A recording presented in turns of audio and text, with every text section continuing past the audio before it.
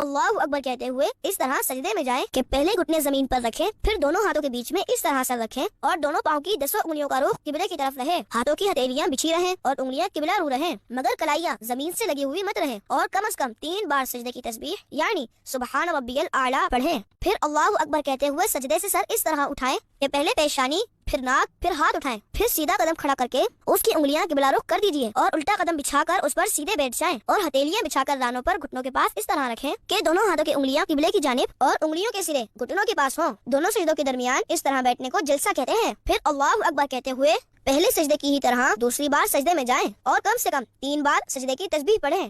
پھر اللہ اکبر کہتے ہوئے پہلی بار کی ہی طرح سجدے سے سر اٹھائیں اور ہاتھوں کو گھٹنوں پر رکھ کر پنجوں کے بل کھڑے ہو جائیں۔ اس طرح آپ کی ایک رکعت پوری ہو جائے گی۔ اب دوسری رکعت کے لیے قیام میں ہاتھ باندھ کر کھڑے ہو جائیں اور دوسری رکعت میں بسم اللہ الرحمن الرحیم پڑھ کر الحمد شریف اور کوئی سورت پڑھیں جیسے پہلی رکعت میں پڑھی تھی، اور پہلی رکعت کی طرح ہی رکوع اور 2 سجدے کیجیے۔ دوسرے سجدے سے سر اٹھانے کے بعد سیدھا قدم کھڑا کر کے الٹا قدم بچھا کر بیٹھ جائیں۔ 2 رکعت کے دوسرے سجدے کے بعد بیٹھنا قعدہ کہلاتا ہے۔ اب قعدے میں تشہد پڑھیں، التحیات للہ والصلوات والطیبات، السلام علیک ایھا النبی ورحمۃ اللہ وبرکاتہ، السلام علینا وعلی عباد اللہ الصالحین، اشہد ان لا الہ الا اللہ واشہد ان محمدا عبدہ ورسولہ۔